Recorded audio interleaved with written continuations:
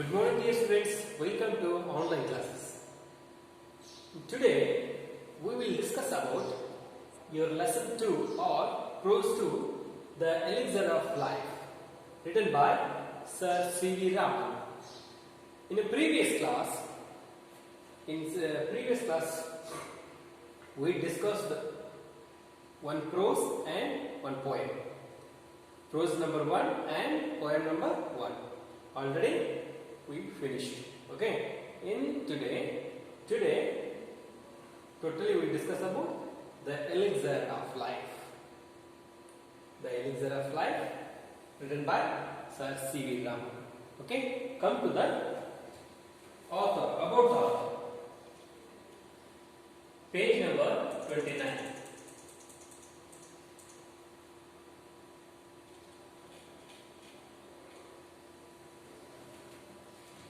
Sir C.V. Raman, he was born in 1888 and he died 1970. Had a keen interest in science even from his boyhood days. For his famous discovery called the Raman effect, he was awarded Nobel Prize for Physics in 1930. King George knighted him for his contributions to physics. The government of India awarded him the Bharat Ratna and the Soviet Union honored him with the International Lenin Prize in 1957. He is our Indian scientist. Sir C.V. Raman had a keen interest in science even from his childhood days. When he was in childhood, on that time also, he is very interested in science and any other science related activities. For his famous discovery called, and when he discovered one theory, what it called, the Raman effect. He discovered a theory in physics. He named it Raman effect. He was awarded the Nobel Prize. The Raman effect is very popular worldwide. He was awarded the Nobel Prize for this Raman effect in 1930. Okay. Physics ಅಲ್ಲಿ ಈ ಸಾಧನೆ ಮಾಡಿದ್ದಕ್ಕೆ ಇವರಿಗೆ ಏನಾಯಿತು Nobel prize award ಆಯಿತು. ಯಾವಾಗ 1930. King George knighted him for contributions to physics. ಅಂದ್ರೆ king George ಅಂತಕ್ಕಂತ ಒಬ್ಬ ಇಂಗ್ಲೆಂಡ್ ಇಂದವರು ಏನ್ ಮಾಡಿದ್ರು, ಇವರು ಏನು ಫಿಸಿಕಲಿ ಏನು ಸೇವೆ ಸಲ್ಲಿಸಿದ್ರಲ್ಲ, what he gives contribution to the physics, he consider to award. ಇವ್ರು ಏನ್ ಮಾಡಿದ್ರು, ಒಂದಿಷ್ಟು ಅವಾರ್ಡ್ಸ್ ಒಂದಿಷ್ಟು ಏನ್ ಮಾಡಿದ್ರು, ಪುರಸ್ಕಾರಗಳನ್ನು ಕೊಟ್ಟರು, ಪ್ರಶಸ್ತಿಗಳನ್ನು ಕೊಟ್ಟು ಸನ್ಮಾನ ಮಾಡಿದ್ರು ಕಿಂಗ್ ಜಾರ್ಜ್. ಆಮೇಲೆ the government of India when he awarded for the Bharat Ratna, ಯಾವಾಗ ಇವರು ಅವಾರ್ಡೆಡ್ ಆದ್ರೆ ಆಫ್ಟರ್ ಇಂಡಿಪೆಂಡೆಂಟ್ ಆದ್ಮೇಲೆ ಏನಾಯ್ತು, ಭಾರತ ರತ್ನಕ್ಕೆ ಇವರು ನಾಮಿನೇಟ್ ಆದರು. ಜೊತೆಗೆ ಭಾರತ ರತ್ನ ಸಿಕ್ತು. The Soviet union honored him with the International Lenin Prize in 1957. 1957 ನಲ್ಲಿ ಸೋವಿಯತ್ ಯೂನಿಯನ್ ಏನಿವ ರಷ್ಯಾ ಇದೆಯಲ್ಲ, ರಷ್ಯನ್ ಸಂಯುಕ್ತ ರಾಷ್ಟ್ರಗಳಿದೆಯಲ್ಲ, ಆ ರಷ್ಯಾ ಇವರಿಗೆ ಲೆನಿನ್ ಪ್ರೈಸ್ ಅಂತ ಕೊಡ್ತಾರೆ. ಅಂದ್ರೆ ನಮ್ಮ ಜೊತೆಗೆ ಬಹಳ ವರ್ಷದಿಂದ ರಷ್ಯಾ ಒಂದು ಸ್ನೇಹಿತ ರಾಷ್ಟ್ರವಾಗಿ ನಮ್ಮ ಜೊತೆ ಇರ್ತಾ ಇದ್ದು, ಅಲ್ಲಿ ಲೆನಿನ್ ಅವರು ಒಬ್ಬ ದೇಶವನ್ನು ಕಟ್ಟಿರ್ತಕ್ಕಂಥ ದೊಡ್ಡ ದೊರೆ, ದೊಡ್ಡ ವ್ಯಕ್ತಿ. ಅವರು ಹೆಸರಿನಲ್ಲಿ ಒಂದು ಲೆನಿನ್ ಪ್ರೈಸ್ ಅಂತ ಆ ದೇಶದ ಅತ್ಯುನ್ನತ ಗೌರವ. ನಮ್ಮ ದೇಶದಲ್ಲಿ ಹೇಗೆ ಭಾರತ ರತ್ನ ಇದೆ, ಆ ದೇಶದಲ್ಲಿ ಲೆನಿನ್ ಪ್ರೈಸ್. ಆಮೇಲೆ ಇಲ್ಲಿ ನೀವು ಇದಕ್ಕೆ ಹೋಗ್ಬೋದು, ಇಲ್ಲಿ ಫ್ರಾನ್ಸ್ ಹೋದ್ರೆ ಪುಲಿಟ್ಜರ್ ಪ್ರೈಸ್ ಅಂತ ಕೊಡ್ತಾರೆ. ಇದು ಲೆನಿನ್ ಪ್ರೈಸ್ 1957 ನಲ್ಲಿ ಇವರಿಗೆ ಸಿಕ್ಕಿರ್ತದೆ. ಇದಿಷ್ಟು ಇವರ ಸಾಧನೆ ಆಗಿರ್ತೈತಿ. ಇನ್ನು ಅಬೌಟ್ ದ ಆಥರ್ ಸೆಕ್ಷನ್ ನೋಡ್ಕೊಂಡ್ವಿ. ಇನ್ನು come to the glossary section.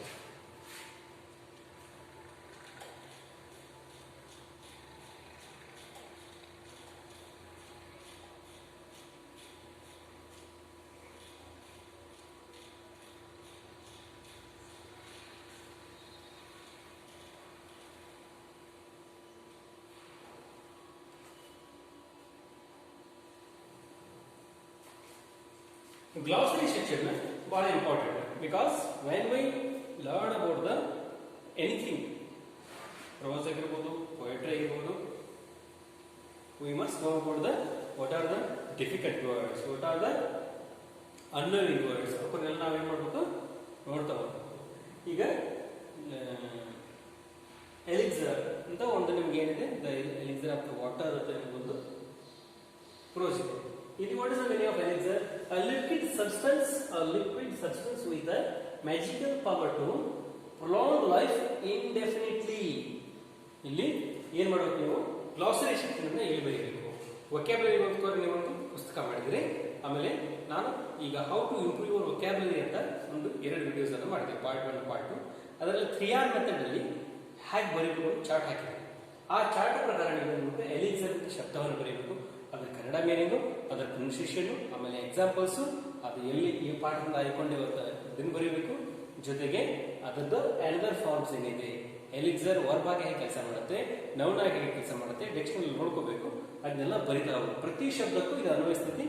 Daily 5 to 10 words, 5 ಶಬ್ದಗಳನ್ನು ಬರೆದ್ರು ಏನು ತೊಂದರೆ ಇಲ್ಲ, 5ಕ್ಕಿಂತ ಕಡಿಮೆ ಬರೀಬೇಕು, ಆಯ್ತಾ?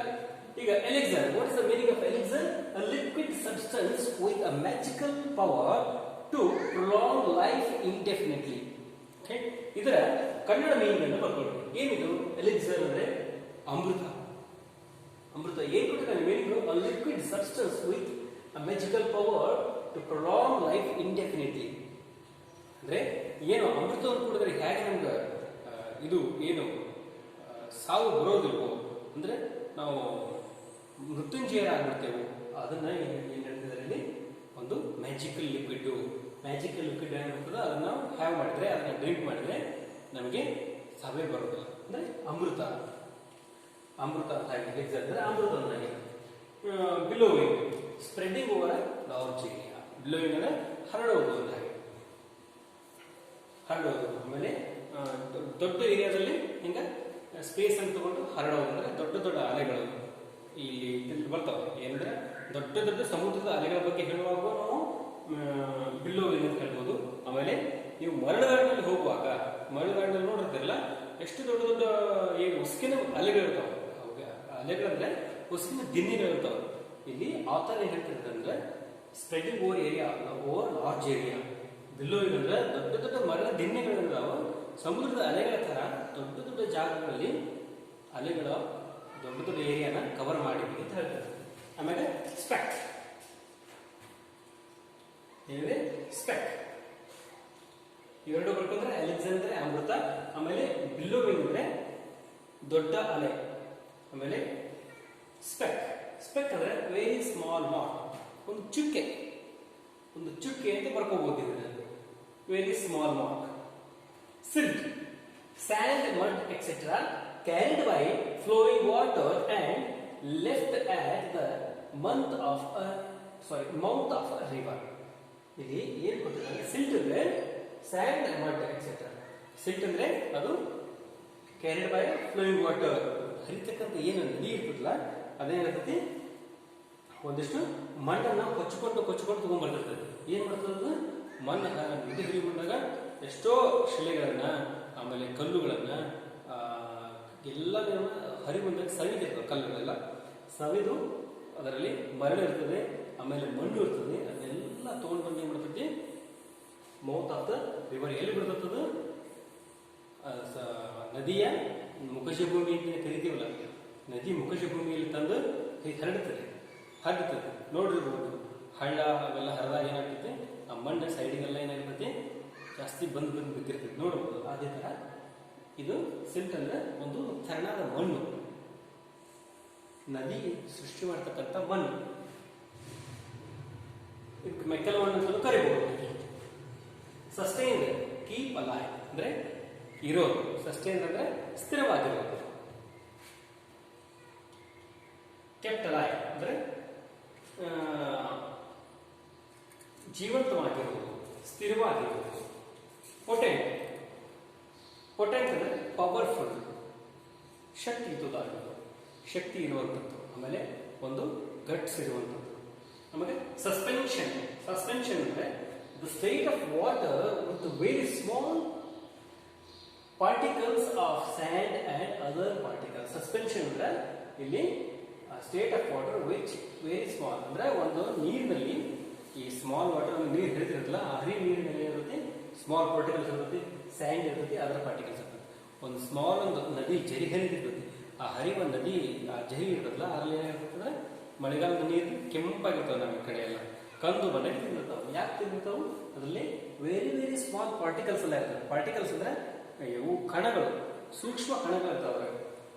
ಸ್ಯಾಂಡ್ ಅದರ ಪಾರ್ಟಿಕಲ್ಸ್ ಅಂದ್ರೆ ಅದರ ಉಸುಕಿನ ಕಣ ಇರ್ತೈತಿ, ಮಣ್ಣಿನ ಕಣ ಇರ್ತೈತಿ, ಆಮೇಲೆ ಏನು ಕಟ್ಟಿಗೆ ಎಲ್ಲ ಏನಾಗಿರ್ತೈತಿ, ಕೊಳತು ಏನಾಗಿರ್ತೈತಿ, ಸಣ್ಣ ಸಣ್ಣ ಸಣ್ಣ ಪೌಡರ್ ಇರ್ತೈತಿ, ಗಿಡದ ಎಲೆಗಳು ಬಿದ್ದಿರ್ತಾವೆ, ಆಮೇಲೆ ಗಿಡದ ಹೂವು ಕಾಂಡ ಎಲ್ಲ ಏನಾಗಿರ್ತೈತಿ ಮಿಕ್ಸ್ ಆಗಿ ಒಣ ಹುಲ್ಲು ಇರ್ತೈತಿ, ಹಸಿ ಹುಲ್ಲು ಇರ್ತೈತಿ, ಕಿತ್ಕೊಂಡು ಏನಾಗಿರ್ತೈತಿ ನೀರಿನ ಜೊತೆ ಬೆರೆತು ಹರಿದಾಗ, ಅದಕ್ಕೆ ಸಸ್ಪೆನ್ಷನ್ ಅಂತ ಕರೀಬಹುದು.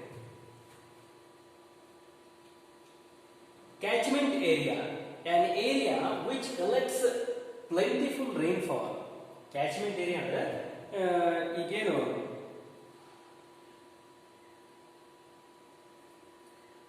ಒಂದು ಏರಿಯಾದಲ್ಲಿ ಜಾಸ್ತಿ ಮಳೆ ಬೀಳುತ್ತದೆ, ಅಂದ್ರೆ ಪ್ಲೆಂಟಿಫುಲ್ ಮಳೆ ಬೀಳುತ್ತದೆ, ಅದಕ್ಕೆ ಕ್ಯಾಚ್ಮೆಂಟ್ ಏರಿಯಾ ಅಂತ ಹೇಳ್ತಾರೆ. ಎಲ್ಲಿ ಬೀಳ್ತದೆ ಮಳೆ? ಹಾಗೆ ಕೆಲವೊಂದು ಆಗುಂಬೆ ನಿಮ್ಗೆ ಗೊತ್ತಿರ್ಬೋದು, ನಮ್ಮ ಕರ್ನಾಟಕದಲ್ಲಿ ಆಗುಂಬೆಯಲ್ಲಿ ಒಂದೇ ಪ್ಲೇಸಲ್ಲಿ ಜಾಸ್ತಿ ಮಳೆ ಬೀಳುತ್ತೆ, ಹೌದಲ್ಲ? ಗೊತ್ತಲ್ಲ ನಿಮಗೆ? ಅದೊಂದು ಕ್ಯಾಚ್ಮೆಂಟ್ ಏರಿಯಾ, ಹಿಡಿದಿರ್ತಕ್ಕಂಥ ಮಳೆನ ಆಕರ್ಷಣೆ ಮಾಡ್ತಕ್ಕಂಥ ಏರಿಯಾ. An area which collects plentiful rainfall, ಅದೇನು ಮಾಡ್ತದೆ ಜಾಸ್ತಿ ರೈನ್ನ ಪಡಿತದೆ. ಆಮೇಲೆ ಚಿರಾಪುಂಜಿ ಕೇಳಿರಬಹುದು, ಮಾಸಿನ್ ರಾವ್ ಕೇಳಿರಬಹುದು, ಕಾಸಿ ಮತ್ತು ಗಾರೋ ಬೆಟ್ಟಗಳನ್ನು ಕೇಳಿರಬಹುದು. ಈಶಾನ್ಯ ಭಾರತದಲ್ಲಿ ಬರ್ತಾವಲ್ಲ ಕಾಸಿ ಮತ್ತು ಗಾರೋ ಬೆಟ್ಟಗಳು, ಅವು ಏನದ ಅಂದ್ರೆ catchment area of the rainfall. Okay.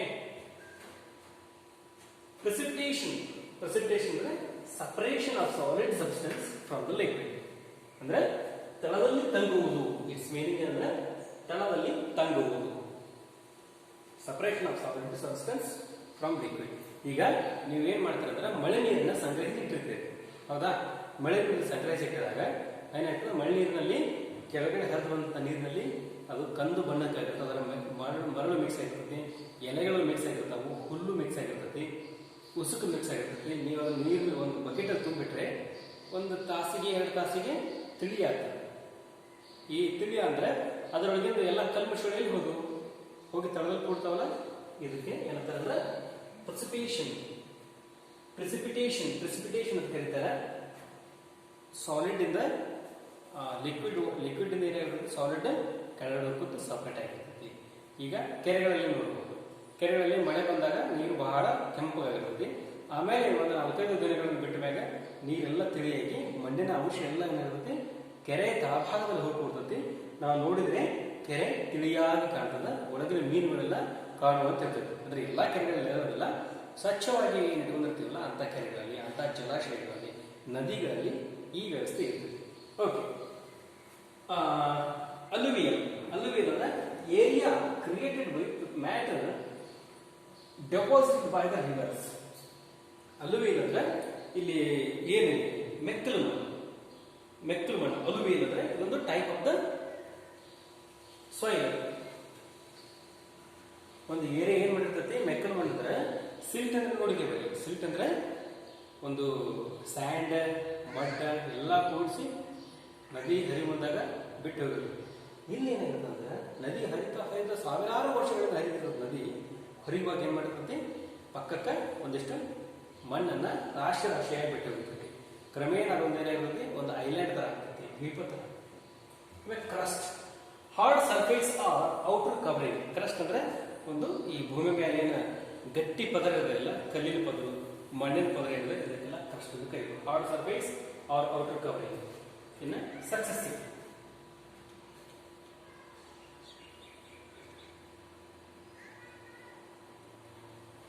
ಅಂದ್ರೆ ಕ್ರಮಾನುಗತ, happening one after the other. ಕ್ರಮಾನುಗತ ಅಂದ್ರೆ ಕ್ರಮವಾಗಿ ಒಂದರ ನಂತರ ಇನ್ನೊಂದು. ಆಮೇಲೆ ಮೀನಸ್ ಅಂದ್ರೆ ಥ್ರೆಟ್, ಭಯ. ಮೀನಸ್ ಅಂದ್ರೆ ಆತಂಕ, ಭಯ, ಹೆದರಿಕೆ.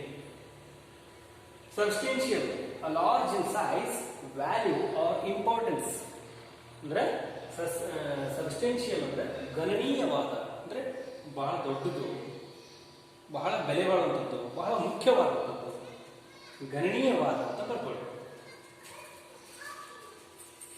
ಗಲ್ಲೀಸ್ and ravines channels made by the running water. ಅಂದ್ರೆ ಗಲ್ಲೀಸ್ ಅಂಡ್ ravines ಅಂದ್ರೆ ಈಗ ಒಂದು ಚಾನಲ್ ಹರಿತಿರುತ್ತೆ. ಚಾನಲ್ ಅಂದ್ರೆ ಒಂದು ನೀರಿನ ಒಂದು ಝರಿ ವೇಗವಾಗಿ ಹರಿದಿರುತ್ತೆ. ಹರಿವನ್ನು ಏನು ಮಾಡಬೇಕು, ಅದು ಒಂದಿಷ್ಟು ಕೊರಕುಗಳನ್ನ, ದಿಣ್ಣೆಗಳನ್ನ, ಸಂಧಿಗಳನ್ನ ಸೃಷ್ಟಿ ಮಾಡಬೇಕು.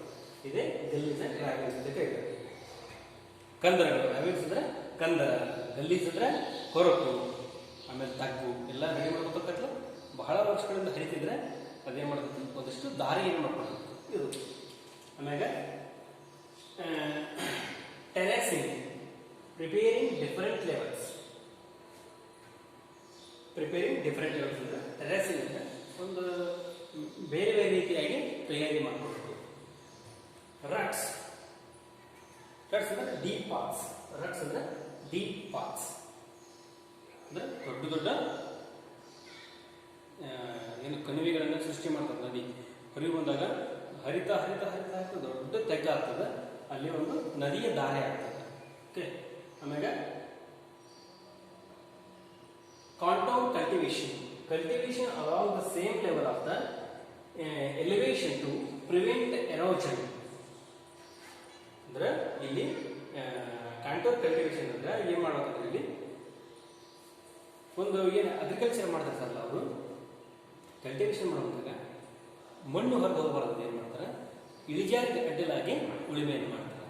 ಇಳಿಜಾರಿಗೆ ಹೀಗೆ ಉಳುಮೆ ಮಾಡಿದ್ರೆ, ಅಂದ್ರೆ ಇಳಿಜಾರು ಹೀಗಿದೆ, ನೀವು ಹೀಗೆ ಉಳುಮೆ ಮಾಡಿದ್ರೆ ನೀರೆಲ್ಲ ಹರಿದ ಸಾಲ ಬಿಟ್ಟ ಮಣ್ಣು ಕಚ್ಕೊಂಡ್ಬಿಡ್ತೀವಿ. ಅದಕ್ಕೆ ನಾವು ಮಾಡಬೇಕು, ಕಲ್ಟಿವೇಶನ್ ಮಾಡುವಾಗ ಹೀಗೆ ಇಳಿಜಾರು ಅಂತಂದ್ರೆ ನಾವು ಅಡ್ಡಲಾಗಿ ಒಡ್ಡೆಗಳು ಹಾಕೊಳ್ಳೋದು ಅಥವಾ ಅಡ್ಡ ಸಾಲುಗಳನ್ನು ಮಾಡ್ಕೊಂಡು ಅಡ್ಡವಾಗಿ ಬೆಳೆಗಳನ್ನ ನಾವು ಬಿತ್ತಿದೇವು ಅಂದ್ರೆ ಬೆಳೆದೇವು ಅಂದ್ರೆ ಮಣ್ಣಿನ ಎರರ್ಷನ್ ಅಂದ್ರೆ ಮಣ್ಣಿನ ಸವಕಳಿ ತಡೆಯುವುದು. ಆಮೇಲೆ ಮೊಮೆಂಟಮ್, ಮೊಮೆಂಟಮ್ ಸ್ಪೀಡ್, ವೇಗ. ಇಂಪರೇಟಿವ್, ಇಂಪರೇಟಿವ್ ಅಂದ್ರೆ ಇಂಪಾರ್ಟೆಂಟ್, ಆಜ್ಞಾಧಾರಕ, ಆಜ್ಞೆ ಮಾಡುವಂಥದ್ದು. ಆಮೇಲೆ conservation, preventing from going waste. Conservation ಅಂದ್ರೆ ಸಂರಕ್ಷಣೆ ಮಾಡೋದು, ಹಾಳಾಗದೇ ಇರೋ ಬಗ್ಗೆ ಸಂರಕ್ಷಣೆ ಮಾಡೋದು. ಆರ್ಟಿಷಿಯನ್ ವಾಟರ್, ಆರ್ಟಿಷಿಯನ್ ವಾಟರ್ ಅಂದ್ರೆ ಚಿಲುಮೆ, ನೀರಿನ ಚಿಲುಮೆ. ನೋಡಿರಬಹುದು ಟಿವಿಗಳಲ್ಲಿ, ನೀವು ಪ್ರವಾಸಕ್ಕೆ ಹೋದಾಗ ನೋಡಿರಬಹುದು ಆರ್ಟಿಷಿಯನ್ ವಾಟರ್ಸ್ ಅನ್ನ.